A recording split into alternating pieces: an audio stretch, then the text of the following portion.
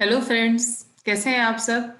I hope आप मेरे सारे प्रैक्टिकल्स को साथ के साथ प्रैक्टिस करते जा रहे हैं और आपको बहुत ही मज़ा भी आ रहा है।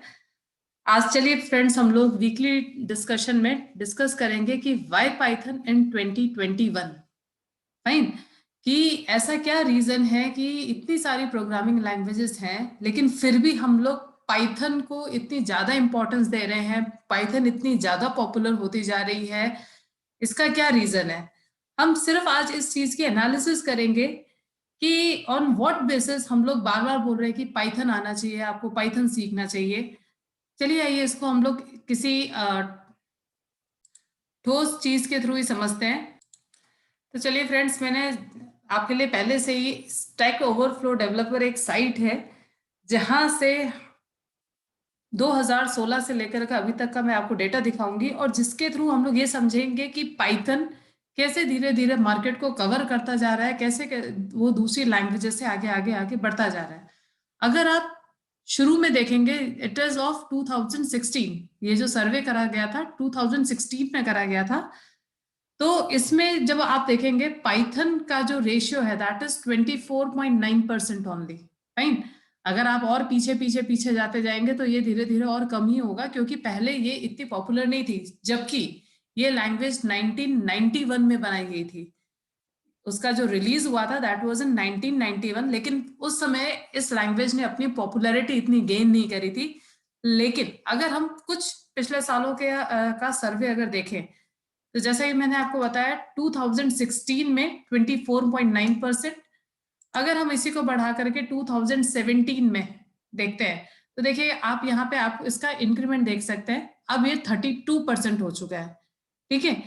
फिर 2017 से जब हम लोग आगे आए 2018 में, आप ये देख सकते हैं, मतलब आपको बेसिकली क्या देखना है कि इसका जो परसेंटेज है या जो इसका रिस्पॉन्स है वो धीरे धीरे बढ़ता जा रहा है। नंबर ऑफ डेवलपर्स आर मोर।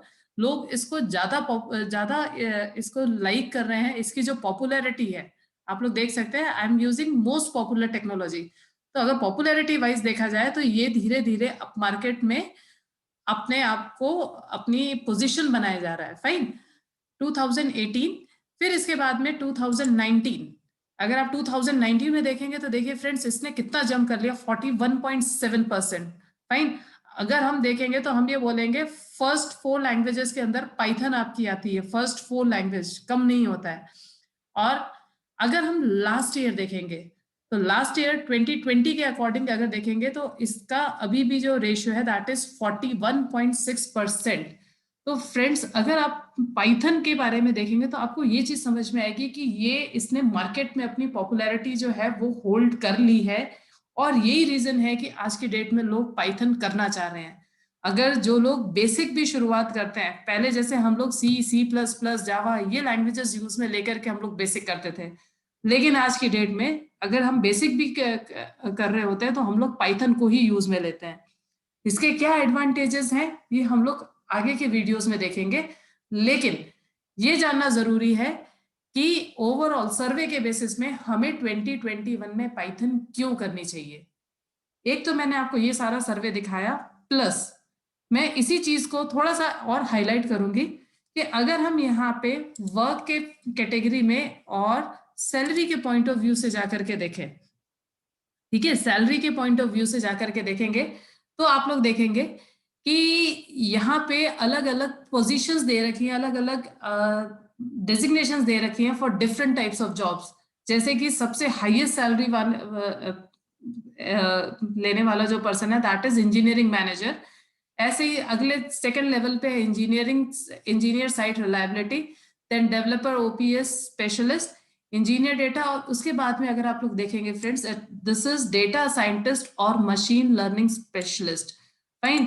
अगर हम प्रोग्रामिंग लैंग्वेज की बात करें तो ये 4 कैटेगरी में प्रोग्रामर्स नहीं आते हैं। जो प्रोग्रामर्स आते हैं वो आते हैं डेटा साइंटिस्ट और मशीन लर्निंग स्पेशलिस्ट की फील्ड में। और अगर हम डेटा साइंटिस्ट और मशीन लर्निंग के लिए अगर कोई सबसे अच्छी लैंग्वेज अगर आज की डेट में बोलेंगे तो that is again your Python. इसीलिए फ्रेंड्स, मैं आपको रिकमेंड करूंगी कि 2021 में अगर आप किसी लैंग्वेज को यूज में लेना चाह रहे हैं या किसी लैंग्वेज को सीखना चाहते हैं तो Python will be the best choice for you. Hope आपको मेरा ये वीडियो पसंद आया होगा। Thank you so much.